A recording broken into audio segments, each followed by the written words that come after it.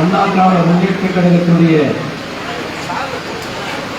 போற்றுவதற்குரிய பொதுச் செயலாளர் எடப்பாடியார் அவருடைய ஆணைக்கிணங்க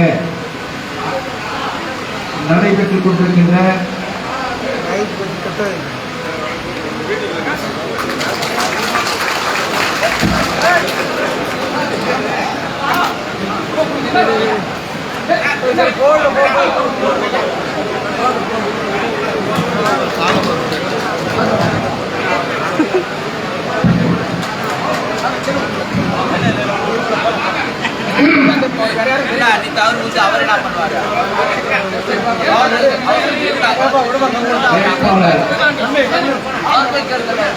அறிமுக நிகழ்ச்சிக்கு தலைமை பொறுப்பேற்றிருக்கின்ற ஊத்தங்கரை சட்டப்பேரவை உறுப்பினர் அன்பிற்குரிய சகோதரர் தமிழ்ச்செல்வம் அவர்கள் நல்ல நிகழ்ச்சியில் எனக்கு முன்னால் சுருக்கமாக அதே நேரத்தில் நல்ல கருத்துக்களை வழங்கிவிட்டு வந்திருக்கின்ற ஆற்றல் மிக்க மாவட்ட கழக செயலாளர்கள், கிருஷ்ணகிரி கிழக்கு மாவட்ட செயலாளர், முன்னாள் நாடாளுமன்ற உறுப்பினர், கிருஷ்ணகிரி சட்டப்பேரவை உறுப்பினர் அன்பிற்குரிய சகோதரர் அசோக்குமார் அவர்கள், அதற்கு முன்னால் கருத்துரைகளை வழங்கிவிட்டு வந்திருக்கின்ற கிருஷ்ணகிரி மேற்கு மாவட்ட கழக செயலாளர், முன்னாள் அமைச்சர் அன்பிற்குரிய சகோதரர் பாலகிருஷ்ண ரெட்டி அவர்கள், இந்த நிகழ்ச்சியில் சுருக்கமாக கருத்துரைகளை வழங்கிவிட்டு வந்திருக்கின்ற அனைத்து இந்திய அண்ணா திராவிட முன்னேற்ற கழகத்துடைய முன்னோடி முன்னாள் சட்டப்பேரவை உறுப்பினர் அன்பிற்கும் மரியாதைக்குரிய டாக்டர் சமரசம் அவர்கள், நல்ல நிகழ்ச்சியிலே பங்கு பெற்றிருக்கின்ற கிருஷ்ணகிரி முன்னாள் மாவட்ட கழக செயலாளர், கிருஷ்ணகிரி தொகுதியுடைய முன்னாள் சட்டப்பேரவை உறுப்பினர் அன்பிற்குரிய சகோதரர் முனிவேங்கடப்பன் அவர்கள், நல்ல நிகழ்ச்சியை பங்கு பெற்றிருக்கின்ற முன்னாள் பருவூர் சட்டப்பேரவை உறுப்பினர் அன்பிற்குரிய தம்பி கிருஷ்ணமூர்த்தி அவர்கள், ஊத்தங்கரை முன்னாள் சட்டப்பேரவை உறுப்பினர் அன்பிற்குரிய சகோதரி மனுரஞ்சிதம் நாகராஜன் அவர்கள், இந்த நிகழ்ச்சியிலே பங்கு பெற்றிருக்கின்ற அனைத்து இந்திய அண்ணா திராவிட முன்னேற்ற கழகத்தில் அங்கம் வைத்து இன்று சிறப்பான முறையில் தேர்தல் பணியாற்றிக் கொண்டிருக்கின்ற தேசிய முற்போக்கு திராவிட கழகத்துடைய மாவட்ட செயலாளர் அன்பிற்குரிய சகோதரர் சீனிவாசன் அவர்கள், தேசிய முற்போக்கு திராவிட கழகத்தினுடைய இந்த மாவட்டத்தினுடைய முன்னோடி, ஒரு முறை கேப்டன் அவருடைய தகவல் பலகை அமைக்க வேண்டும் என்று அப்போது நான் சட்டமன்ற உறுப்பினராக இருந்தேன். அப்பொழுது அவர் இப்பொழுது ரசிகர் மன்றத்துடைய தலைவராக இருந்தார். நான் காவிரிப்பட்ட பேருந்து நிலையத்திலே தகவல் பலகை அமைக்க வேண்டும் என்று என்னோடு வந்து சட்டை போட்டு தகவல் பலகை அமைத்து இன்று வரை எந்தவித அரசியல் ஆதாயமும் இல்லாமல் நான் ஏற்றுக்கொண்ட தலைவனுக்காகவே வாழ்ந்து கொண்டிருக்கின்ற என்னுடைய அருமை தம்பி தேசிய முற்போக்கு திராவிட கழகத்தின் முன்னோடி அன்பு தம்பி சிவராஜ் அவர்களை, இந்த நிகழ்ச்சியிலே பங்கு பெற்றிருக்கின்ற புதிய தமிழக கட்சியுடைய மாவட்ட செயலாளர் அன்பிற்குரிய தம்பி மாரி அவர்களை, குடியரசுக் கட்சியுடைய மாநில பொருளாளர் அன்பிற்குரிய தம்பி சிவா அவர்களை, இந்த நிகழ்ச்சியில் பங்கு பெற்றிருக்கின்ற எம்ஜிஆர் மன்றத்துடைய மாவட்ட செயலாளர் அன்பிற்குரிய என்எஸ் அவர்களை, மாவட்ட கழகத்துடைய துணை செயலாளர் அன்பிற்குரிய சகோதரர் சாகுல் அமீத் அவர்களை, மாவட்ட மருத்துவமனை செயலாளர் அன்பிற்குரிய சகோதரர் இளையராஜா அவர்களை, இளைஞர் மற்றும் இளமைப்பாளர்களுடைய செயலாளர் முரளி பிரசாத் அவர்களை, மாவட்ட சிறுபான்மைத்துறை செயலாளர் தியாகராஜன் அவர்களை, மாவட்ட எம்ஜிஆர் மன்றத்துடைய துணை செயலாளர் அன்பிற்குரிய செயலாளர் திருஞானம் அவர்களை, ஊத்தங்கரையுடைய வடக்கு ஒன்றிய கழக செயலாளர் அன்புக்குரிய சகோதரர் வேடி அவர்களை, தெற்கு ஒன்றிய கட்சி அன்பிற்கு ஒரு வேங்கன் அவர்களே, மத்தூர் ஒன்றியத்துடைய வடக்கு செயலாளர் அன்பிற்கு ஒரு சக்கரவர்த்தி அவர்களே, தெற்கு ஒன்றிய கட்சி அன்பிற்கு அண்ணன் தேவராஜன் அவர்களே, ஊத்தகருடைய நகர கழக அன்பிற்கு ஒரு சிக்னல் ஆறுமுகம் அவர்களே, முன்னாள் ஒன்றிய கழக செயலாளர் அன்பு தம்பி தேவேந்திரன் அவர்களே, முன்னாள் நகர கழக செயலாளர் அன்பு ஒரு சிவானந்தம் அவர்களே, முன்னாள் ஊராட்சி மன்றத்தில் அன்பு ஒரு சாமிநாதன் அவர்களே, ஊராட்சி மன்றத்தில் அன்பு சிவானந்தம் அவர்களே, முன்னாள் ஊராட்சி மன்றக்கூடிய பெருந்தலைவர் கிருஷ்ணன் அவர்களே, ஒன்றிய கழக அவைத்தலைவர் சுப்பிரமணியம் அவர்களே, ஊராட்சி மன்றத்தில் சுந்தரவடிவன் அவர்களே, கழக வழக்கறிஞர் ராஜேஷ்குமார் அவர்களே, தேசிய முற்போக்கு திராவிட கழகத்துடைய ஒன்றிய கழக செயலாளர்கள் அன்பு பேசுவர் விவேகானந்தன் அவர்களே, அன்பு பேசுவர் சந்திரசேகர் அவர்களே, அன்பு பேசுவர் மாதேஸ்வரன் அவர்களே, அன்பு பேசுவர் கதிரவேல் அவர்களே, நல்ல நிகழ்ச்சியில் பங்கு பெற்றிருக்கின்ற என்னுடைய அன்பு சகோதரர் 2011 தேசிய முற்போக்கு திராவிட கழக கூட்டணி அமைத்த பொழுது கிருஷ்ணகிரி சட்டமன்ற தொகுதி எனக்காக கடுமையாக உழைத்த அன்புக்குரிய சகோதரர் மாவட்ட பொருளாளர் ஓம் சக்தி சங்கர் அவர்களே, மாவட்ட செயற்குழு உறுப்பினர் அன்புக்குரிய சகோதரர் லட்சுமணன் அவர்களே, மாநில செயற்குழு உறுப்பினர் அன்புக்குரிய சகோதரர் சீனிவாசன் அவர்களே, இந்த நில நிகழ்ச்சியிலே பங்கு பெற்றிருக்கின்ற அனைத்து இந்திய அண்ணா திராவிட முன்னேற்ற கழகத்துடைய கூட்டணியில் அங்கம் வைத்திருக்கின்ற அனைத்து இந்திய அண்ணா திராவிட முன்னேற்ற கழகத்துடைய மாவட்ட ஒன்றிய நகர கிளைக்கழக மற்றும் கழக உடன்பிறப்புகளை தேசிய முற்போக்கு திராவிடர் கழகத்துடைய மாவட்ட ஒன்றிய நகர மற்றும் தேசிய முற்போக்கு திராவிடர் கழகத்துடைய தலைவர்களே, அதே போல புதிய தமிழகத்துடைய கட்சியுடைய நிர்வாகிகளே, குடியரசுக் கட்சியுடைய நிர்வாகிகளே, நல்ல நிகழ்ச்சியை கலந்து கொண்டு மேடையில் சிறப்பித்துக் கொண்டிருக்கின்ற மேடையில் வைத்திருக்கின்ற இந்த மரியாதைக்கும் அன்பிற்குரிய கூட்டணி கட்சியுடைய நிர்வாகிகளே, முன்னால் அமர்ந்திருக்கின்ற கழக அலுவலர்களே, அன்பிற்கும் பாசத்திற்கும் மரியாதைக்கும் உரிய அன்பு தாய்மார்களே, பத்திரிகை மற்றும் ஊடக நண்பர்களே, இந்த அத்தனை பேருக்கும் எங்கள் அன்புகளந்த வணக்கத்தினை குறிப்பாக்கிக் கொள்கிறேன். இன்று இந்திய தொழிற்கண்டத்தின் நாடாளுமன்றத்துடைய பொதுத் தேர்தல் அறிவிக்கப்பட்டு முதல் கட்டமாக தமிழகத்தில் இருக்கின்ற 39 நாடாளுமன்ற தொகுதிக்கும் உடன் பாண்டிச்சேரிக்கு சேர்த்து 40 நாடாளுமன்ற தொகுதிக்கும் தேர்தல் அறிவிக்கப்பட்டிருக்கிறது. அதன் அடிப்படையிலே அனைத்து இந்திய அண்ணா திராவிட முன்னேற்ற கழகத்துடைய போட்டிகளுக்குரிய பொதுச் செயலாளர் எடப்பாடியாருடைய தலைமையிலே கூட்டணி அமைக்கப்பட்டு பாண்டிச்சேரியோடு இணைத்து 40 நாடாளுமன்றத்திற்கும் வேட்பாளரை அறிவித்து 2 நாட்களில் அங்கே வேட்பாளரை அறிவித்து நாளை திருச்சி மாநகரிலே கூட்டணி கட்சியுடைய வேட்பாளர் 40 வேட்பாளரையும் அறிமுகப்படுத்துகின்ற நிகழ்ச்சி அங்கே நடைபெற இருக்கிறது. அதற்கு முன்பாக ஊத்தங்கரை சட்டப்பேரவை தொகுதி, இந்த ஊத்தங்கரை சட்டப்பேரவை தொகுதி என்பது இந்த மண்ணிற்கு நான் தலைவணங்க வேண்டும். இந்த மண்ணிலே பிறந்த ஒவ்வொருவருக்கும் அனைத்து இந்திய அண்ணா திராவிட முன்னேற்ற கழகம் தலைவணங்கியாக வேண்டும். ஏனென்று சொன்னால் அனைத்து இந்திய அண்ணா திராவிட முன்னேற்ற கழகம் ஆட்சி கட்டில் அமர்ந்தாலும் சரி, அனைத்து இந்திய அண்ணா திராவிட முன்னேற்ற கழகம் ஆட்சி கட்டில் அமரவில்லை என்றாலும் சரி, ஆனால் ஊத்தங்கரை சட்டமன்ற தொகுதி என்பது அது அனைத்து இந்திய அண்ணா திராவிட முன்னேற்ற கழகத்துடைய கோட்டை. அந்த கோட்டைக்குத்தான் நாங்கள் வாக்களிப்போம், நாங்கள் கடுமையாக உழைப்போம் என்று அல்லும் பகலும் எந்தவித பிரதிபலனும் எதிர்பார்க்காமல் இந்த இயக்கத்துடைய தலைமையேற்று இந்த இயக்கத்துடைய தலைவர் யாரை விரல் காட்டுகிறார்களோ அவர்களை தலைமையில் வைத்துக் கொண்டு கடுமையாக போராடி ஒவ்வொரு முறையும் வெற்றியை தேர்ந்தெடுக்கின்ற ஒவ்வொரு அதிமுக தொண்டனுக்கும் நான் தலைவருக்கு வழங்குகிறேன்.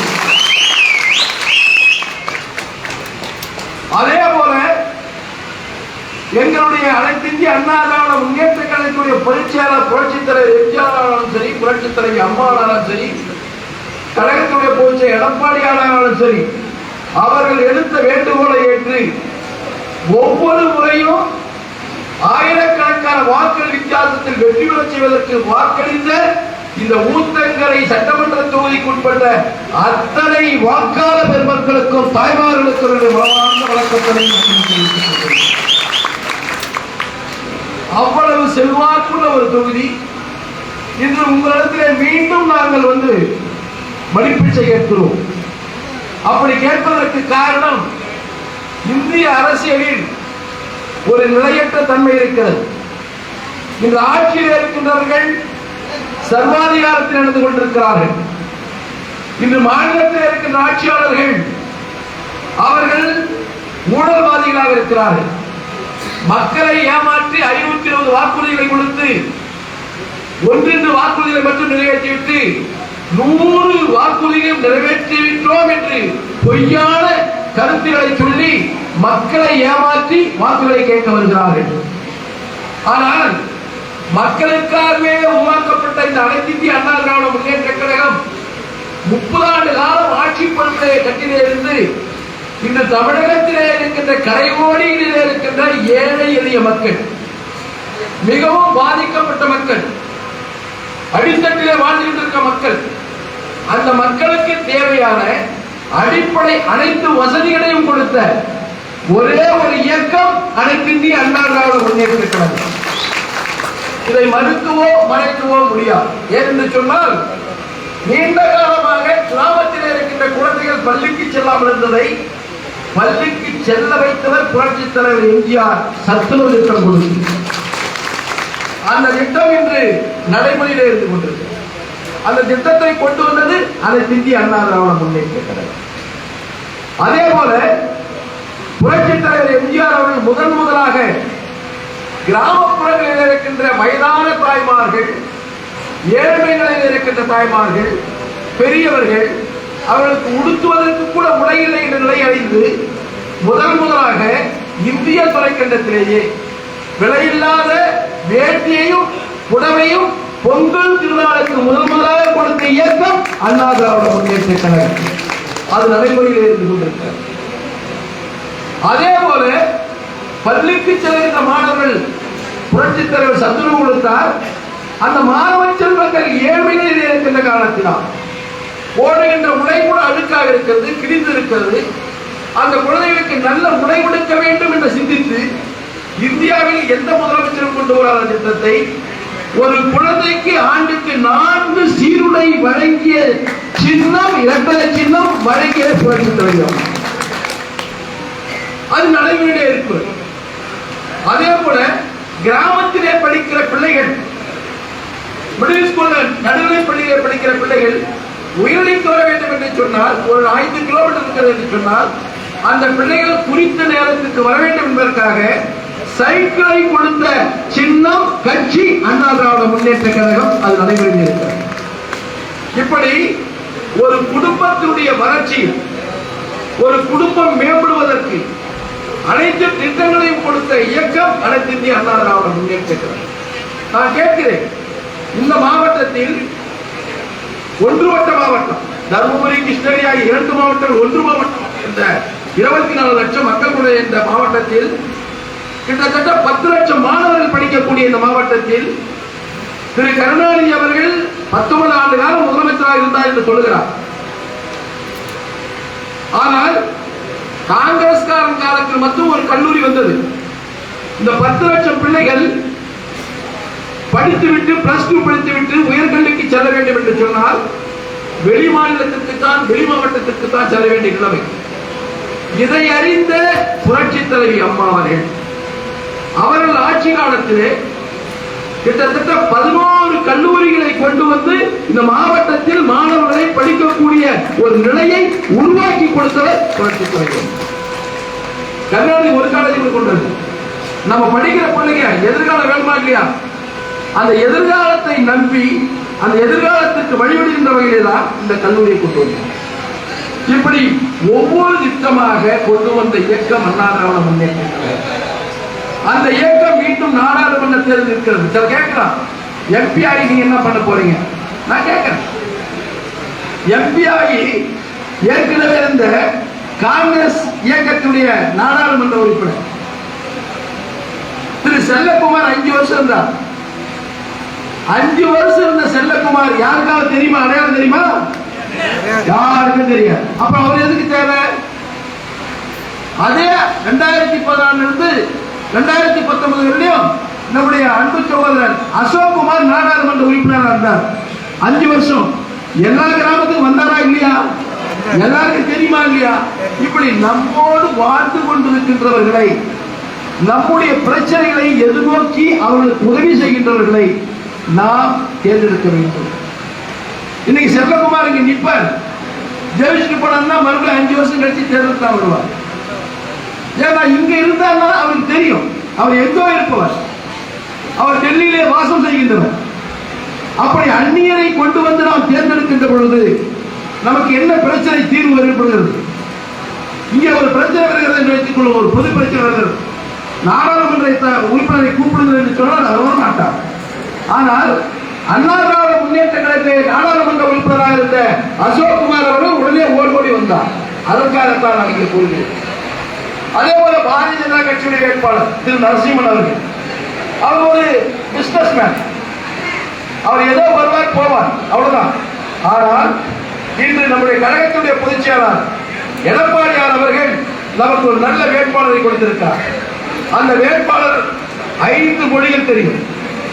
அந்த வேட்பாளருக்கு 5 மொழிகள் தெரியும். தமிழ், ஆங்கிலம், இந்தி, தெலுங்கு, கன்னடம்.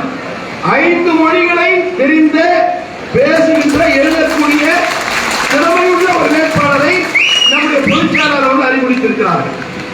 அதோடு ஓசூர் மாநகராட்சி நடந்து முடிந்த மாநகராட்சி தேர்தலில் வெற்றி பெற்று மண்டல தலைவராக உருவாயிருக்கிறார். அவரை நான் உங்களுக்கு அறிமுகப்படுத்துகிறேன்.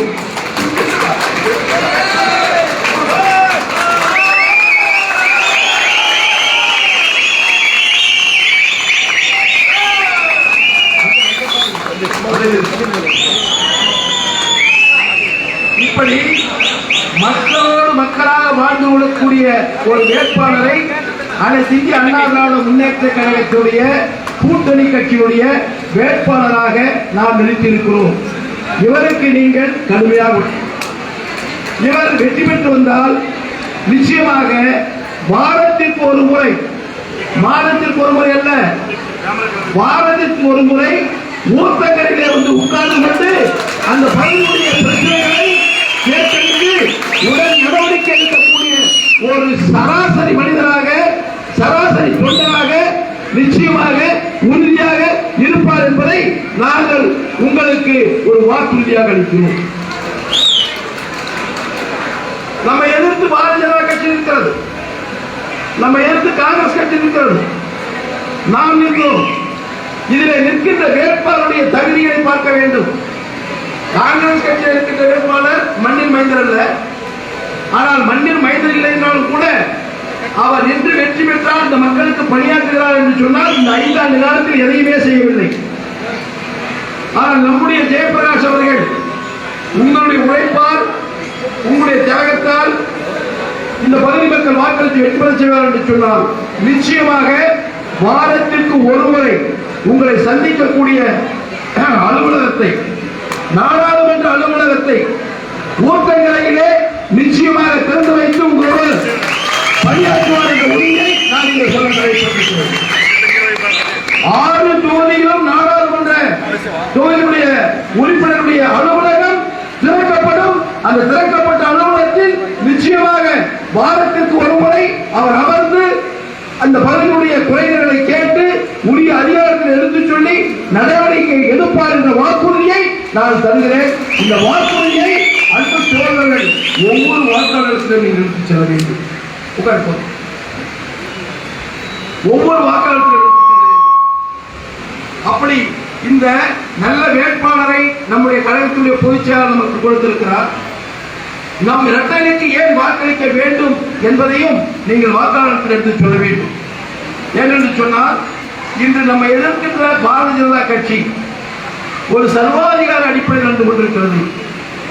அவர் தேர்தலுக்காக நரேந்திர மோடி அவர்கள் 3 முறை வந்தார். ஆனால் மிகப்பெரிய புயல். அப்பொழுது இந்த பிரதமர் அவரை வந்து பார்க்கவில்லை. அப்பொழுது இந்த பிரதமர் அவர்களுக்கு தேவையான உதவிகளை மைய அரசின் வாயிலாக செய்யவில்லை. அப்பொழுது இந்த பிரதமர் காணாமுகத்தோடு இருந்து கொண்டார். ஆனால் இப்பொழுது வருகிறார், 3 முறை வருகிறேன் என்று சொன்னார். இப்பொழுது கூட பாரதிய ஜனதா கட்சியுடைய மாநில தலைவர் ஒரு கருத்தை சொன்னார். கோயம்புத்தூர் நாங்கள் எங்களுடைய பிரதமர் அடிக்கடிக்கு வருகிறார் என்று சொன்னால் அடுத்த 2026 தேர்தலில் நாங்கள் தான் ஆட்சி அமைப்போம், அதற்காக வருகிறார் என்று சொல்கிறார். எவ்வளவு ஒரு அறிவீனமாக அந்த பாரதிய கட்சியுடைய மாநில தலைவர் சொல்லுகிறார். அப்பொழுது இவரே ஒத்துக்கொள்கிறார். எங்களுடைய பிரதமர் எதற்காக வருகிறார் என்று சொன்னார், அண்ணாமலையுடைய கருத்துப்படி ஓட்டு கேட்பதற்காக மட்டும்தான் நரேந்திர மோடி வருகிறார், மக்களை பார்க்க நரேந்திர மோடி வரவில்லை என்று அண்ணாமலை சொல்லுகிறார். ஆனால் நாங்கள் மக்களோடு மக்களாக இருக்கிறோம். புரட்சித் தலைவர் எம்ஜிஆர் எப்படி ஏழை எளிய மக்களோடு வாழ்ந்தாரோ, ஏழை மக்களுடைய இதயங்களில் குடிகொண்டு கொடைவள்ளலாக வாழ்ந்தாரோ, அதே போல புரட்சித் தலைவர் அம்மா அவர்கள் 16 ஆண்டு காலம் ஆட்சியிலே இருந்த பொழுது எந்த அளவிற்கு ஏழை எளிய மக்களுக்கு வாரி வாரி வழங்கி திட்டங்களை கொடுத்தாரோ, அதுபோல் தான் நம்முடைய கழகத்துடைய பொதுச்செயலாளர் எடப்பாடியார் அவர்களும் விவசாய குடும்பத்திலே பிறந்த காலத்தினால் பல்வேறு விவசாய திட்டங்களை கொண்டு வந்து கொடுத்தார். நான் கேட்கிறேன், இன்று ஆட்சியில் இருக்கின்ற திராவிட முன்னேற்ற கழகத்தைச் சேர்ந்த முதலமைச்சர் 3 ஆண்டு காலம் ஆகிறது. இந்த 3 ஆண்டு காலத்தில் இந்த மாவட்டத்திற்கு எதையாவது ஒன்று செய்தாரா? இந்த பகுதிக்கு, இந்த ஊத்தக்கடை பகுதிக்கு நான் சொல்ல விரும்புகிறேன். புரட்சித் தலைவி அம்மா ஆட்சி இருந்த பொழுது நம்முடைய முன்னாள் சட்டமன்ற உறுப்பினர் அன்பு சகோதரி மனோரஞ்சன் நாகராஜ் சட்டமன்றத்தில் பேசுகிறார். எங்களுடைய 33 ஏரிக்கு தண்ணீர் வேண்டும் அம்மா, அந்த தண்ணீர் இல்லாமல் மிகவும் வறட்சியாக இருக்கிறது, ஆடு மாடுகள் குடிப்பதற்கு கூட தண்ணீர் இல்லை.